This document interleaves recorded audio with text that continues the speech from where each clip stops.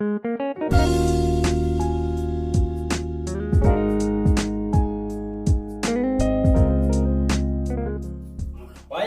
dito na naman po ang inyong abang lingkod na si Juan Masipag na di tinatay.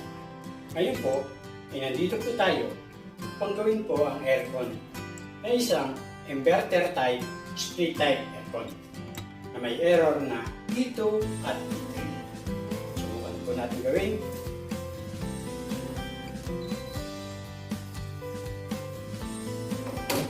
Yan po mga kabayan, may error na pong E2. Error niya po, E2. At bigla pong magbiblink na magiging E3 po mula po sa E2.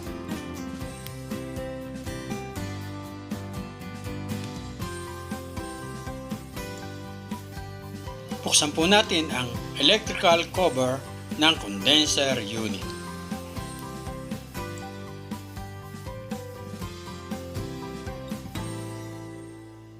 Pagka po ganun po ang problema, E2 at E3 ang problema, ang gagawin po natin ay sukatan po natin ang voltahe, ang L at ang N.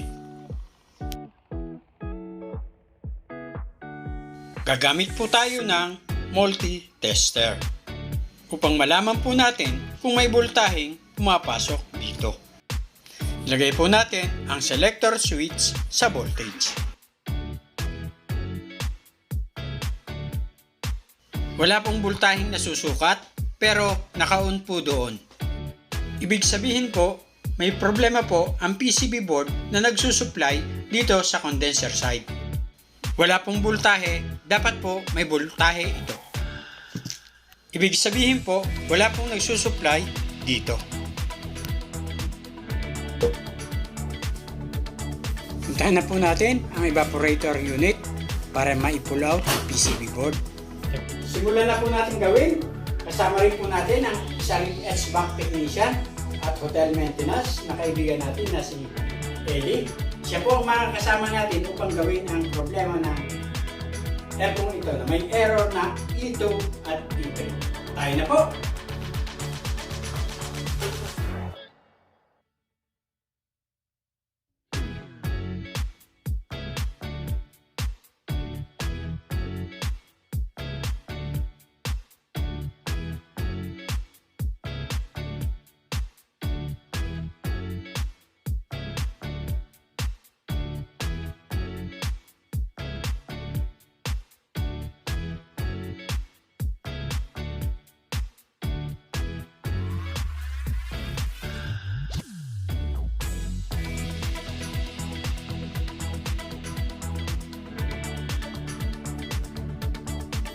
Ngayon po mga kabayan, ay natanggal na po natin ang cover ng evaporator.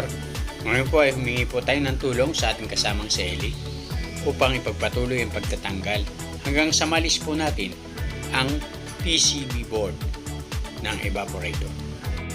Maingat niya pong inaalis ang mga wire connection na nagko-connect sa evaporator at sa PCB board na may depekto.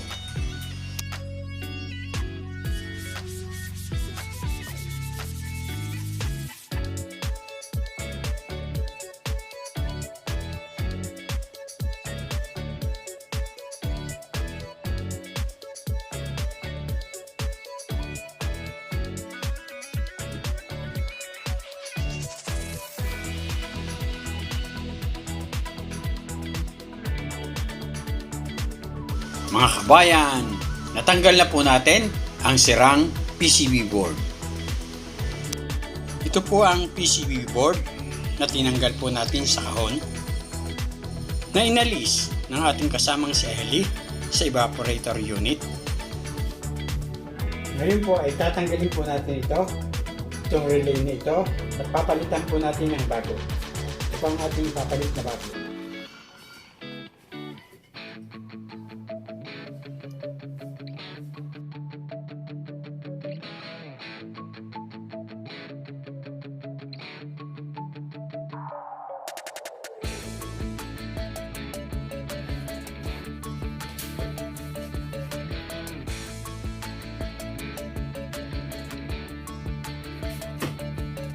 Tanggal na po natin itong sira po. Tanggal na po natin. Papalitan po naman natin ang bago.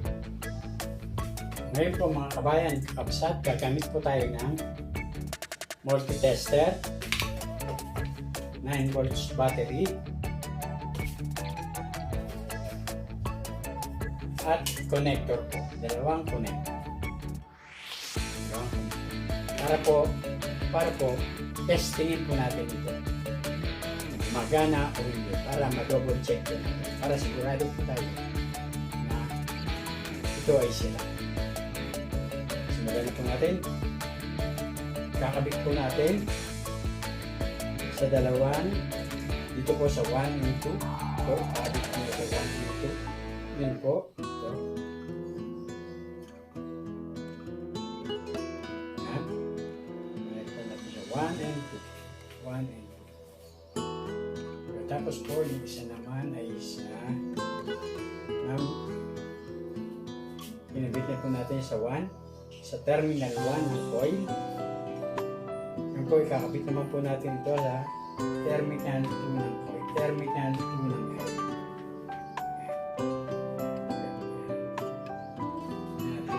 Ilalagay na po natin dito sa 9 volt battery.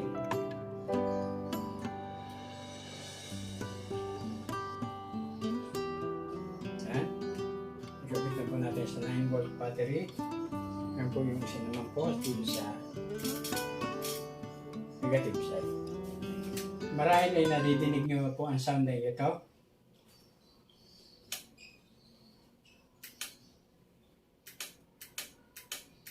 Magana po. Magana po ang coil niya.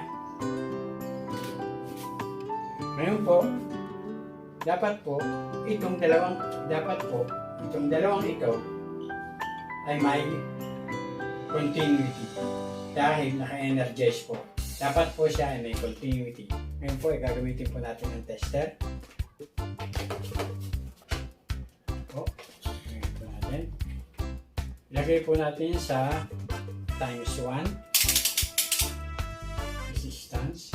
Pagkatapos po, dapat po, pag tines po natin dito sa dalawang ito, dapat po siya ipapalit. Tingnan na po natin.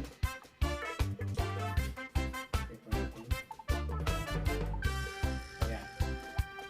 Ibig sabihin po, good po ito. Ito. Good po ito. Aalisin ko po ang supply. Dapat po siya ay mawawala. Hindi po. Natanggal ko ang supply. Natanggal po. Dapat po siya ay walang continuity. Walang continuity. Ito siya ng continuity. Ito po. Inidikit ko po. Ito po. Continuity po. Inidikit po ang sound niya. Ito po ay good po ito. Good po itong relay nito. Ngayon susukatin po naman natin yung pinulaw natin yung relay. Susukatin po natin. Ito po naman ang relay na defective. So still tingnan po natin kung defective nga. Lagay po uli natin sa 1 and 2. 1 and 2. Okay, 1 and 2. At tumutunog din po. Testingin po natin ang continuity ito. Kung siya ay pumapal. Testingin po natin ito.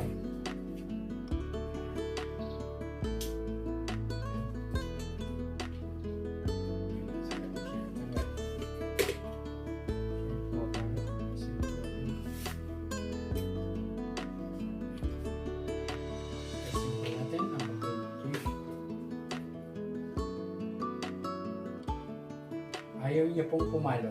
Ibig sabihin po, gumagana nga ang coil, pero hindi naman nagko-contact ito. Ito po ay defective. Ito po ang ating papalitan. Sana po ay may natutunan po kayo tungkol sa pagte-testing ng relay, kung gumagana o hindi. Yan po ang kadalasang nasisira sa mga inverter at kahit hindi inverter na mga split type aircon. Yan po ang kadalasang nasisira. Po ang bago na ipapalit natin dito. Lagay na po natin.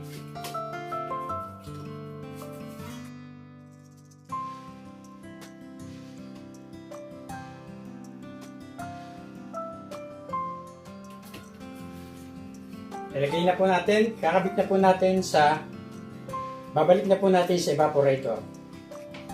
Inilalagay na po ng ating kasamang si Ellie ang PCB board na ginawa po natin.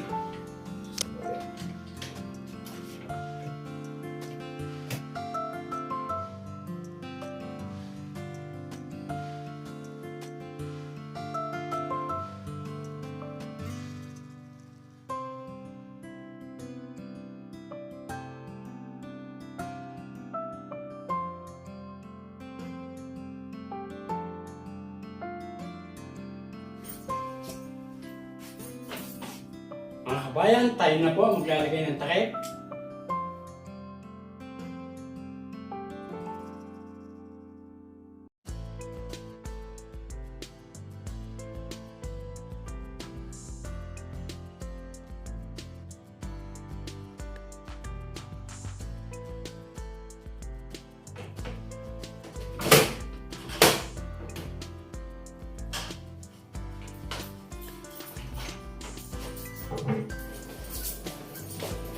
Iwan po natin ang breaker.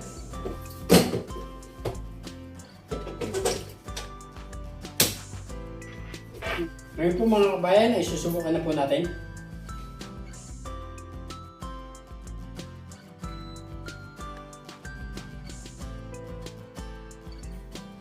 Susubukan po natin. Patatakbuhin po natin ng mga 15 minutes para makita po natin kung lalabas pa ang error na E2 at E3. 15 minutes later. Lamig na po mga kabayan. Hindi na po lumabas ang error na E2 at E3. Naayos na po natin ang problema. Mga kabayan, salamat po sa inyong panonood. Sana po ay may natutunan na naman po kayo na kahit na kaunting karunungan mula sa inyong abang lingkod na si Juan Masica. Ang hinihiling ko lamang po sa inyo ay mag-subscribe, pindutin ang notification bell, mag-like, mag-comment, at i-share. Maraming salamat po sa inyong panonood. Hanggang sa muli. Bye-bye!